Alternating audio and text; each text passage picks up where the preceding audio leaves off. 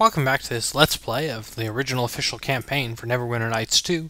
Last time we did some missions for the City Watch, nothing really important, just tried to arrest some people and they all resisted and got killed.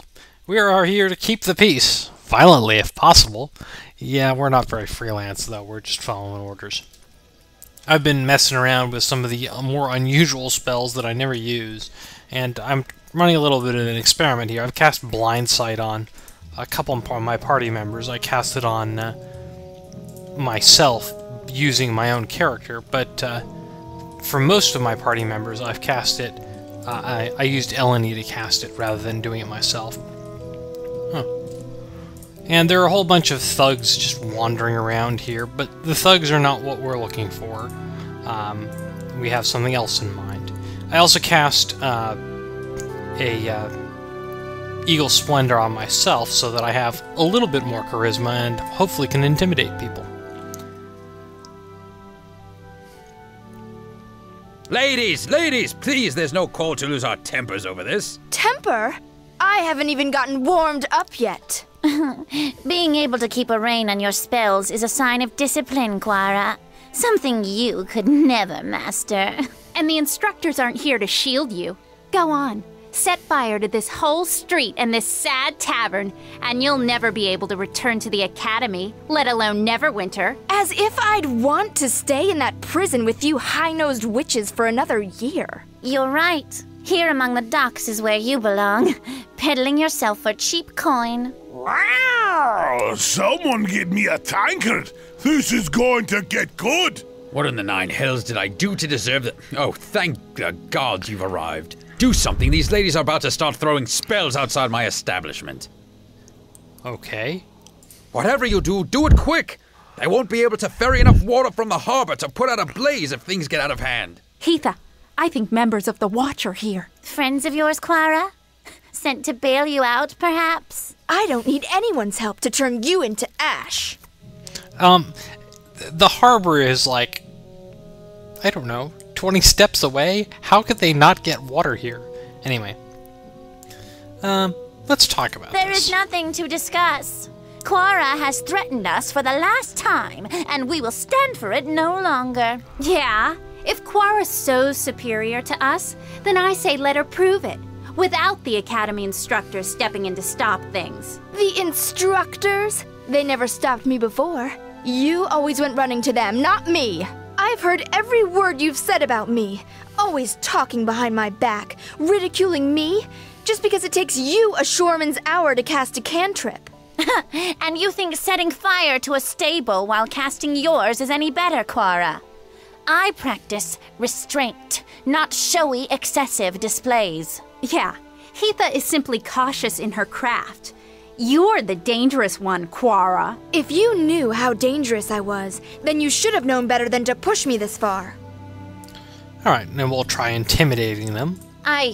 Wow, it actually worked. I would not intervene if I were you, else we'll be forced to stop you as well. We are wizards, you know. Yes, wizards. From the academy. But we don't want any trouble with you. Just Quara. Alright. Let's just fight them. It'll be my pleasure. Hope you girls know a good priest. And I'm not sure how well this will work, but let's see what happens when we cast Darkness on them.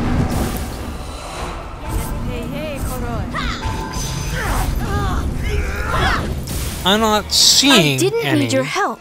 Those wizards had it coming.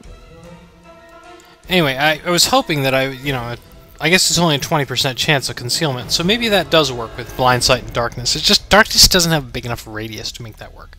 So I guess we're just going to stand here in the dark for a while. Anyway.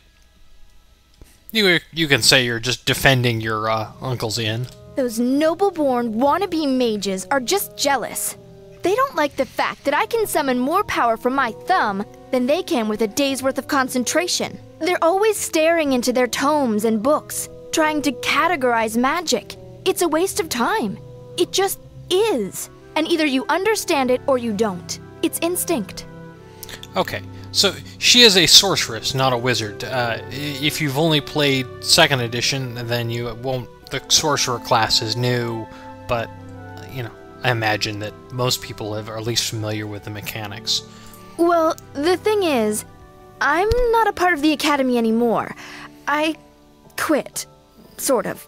After burning down the stable. Last, you should have thought of that before starting a fight outside the flagon, and the damage you caused before they even showed up. It's the wood you use in the rafters. It sets fire easily. Sorry about that. Sorry? Oh, lass, I wasn't asking for an apology. You'll be paying me back, you will, for all my lost business, for a tarnished reputation, and for putting me and my kin in danger like that. What? I'm not working for either of you, ever. And, I don't think we really want her help, but she's a future party member, so we can't actually say no. No, lass, you will. Or by gods, you'll bring down a fury from me like you've never seen. And not only that, if you don't, you'll be proving those other girls right. I don't think you're willing to admit you don't have discipline, restraint, or a sense of responsibility, like they claim to have. Besides, I doubt you'll be welcome back at the Academy. Alright, yeah, well, we could always use another sorceress. You want me to help you? Fine, but I warn you, you may not be able to handle me. But if you want to take a demon by the horns, then fine. What, no response from Nishka? Anyway, we can go into the flagon there and figure out what party members we want to bring along. I may do some switching around, but there's one thing, other thing I want to kind of get out of the way now that I've sort of recruited her, and this one requires that I have Eleni, and Eleni may not always be in my party, so I just want to get it done. There's a wounded wolf here.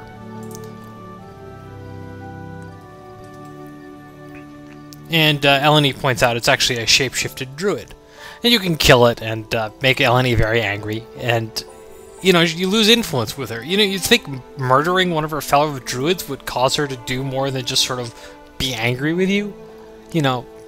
That's one of the things they did in Baldur's Gate 2. If you actually screwed with your companions enough and in mean enough ways, they would actually turn hostile. And I guess they eventually sort of do, but not really to any sensible trigger. Anyway, well, we can ask if there's anything we can do to help.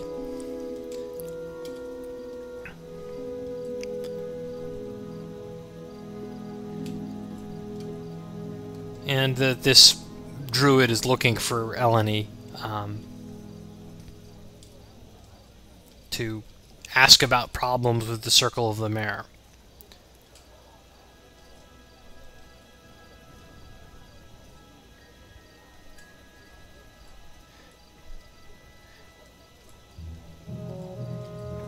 And it's, essentially cheap 250 XP, and starts a little side quest for Eleni, which requires you to go to the Sky Mirror.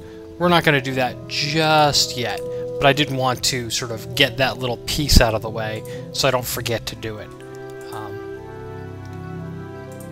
Oh, he's supposed to actually run, but he's still standing there. Anyway, I'm going to rest up, change my spells, and be right back. Ha! You call that an insult, goat girl? Even the tree worshipper could scrape up something better than that. Goat girl? I've never heard that one before, Stumpy. Ah, you're not trying. That's a nickname, not an insult. We Iron Fist call our own children Stumpy, you skinny bull. Ah. Skinny bull? That doesn't even make any sense. Go back to your drinking, Moss Breath. At least you're good at that. Okay. Well, we were just trying to go back into the inn just to relax and, meet our new party member, and, well, there's a little bit of a conversation going on. Amateurs. Amateurs? Why, the spoiled princess thinks she's better than us, Kelgar. A bold claim from an academy dropout, seems to me. You two wouldn't know an insult if it walked up and bit you. Well then, why don't you show us how it's done, Firehair? Firehair. Imaginative and biting, with just the slightest hint of wit. Is that really the best your demon blood can squeeze out, Tail for Brains? My brains are not in my tail. So, what are they, right next to it? If so, might want to loosen the back of your pants a notch, because even with the hole, they're obviously not getting enough air.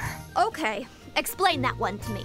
Well, she said your brains are next to your tail, which would imply that your brains are in your rear end, and that you breathe through your, Okay, I get it, all right. little witch. Don't take it so hard. I had to explain it, which means the insult's a failure.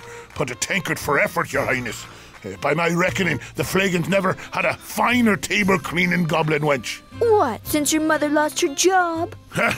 Now don't you be bringing my mother into this. You'd best be careful, you simpering little father's girl, or you'll learn a thing or two about Iron Fist honor and manhood. Oh, you mean the two smallest things in all of Faerun? From what I hear, no woman could learn about Iron Fist manhood from you, Kelgar. What? I'll have you know, plenty of women know about Iron Fist manhood. Plenty. They just all live up around Waterdeep, or they'd tell you. Kelgar, calm down. Calm down? I won't take those words from some twig of a girl who doesn't know enough to choose the right tavern to fight in. At least I learned my lesson from my tavern brawl, you fat-bellied little knee-high. Now, if you're done matching wits with me and coming up short, why don't you trundle back to your high chair and drink up your honor until it comes out the other end? Maybe later on, I'll come by to put you in your cradle. Huh? Wow. Fat-bellied little knee-high? That's good. Shut up, tail for brains. Ha!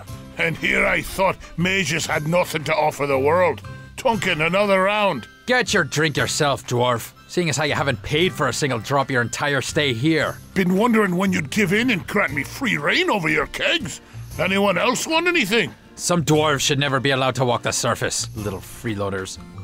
Well, after that wonderful indication that our party gets along just swimmingly, I'll end the episode. And next time, maybe we'll actually get back to that patrol that we were supposed to be doing.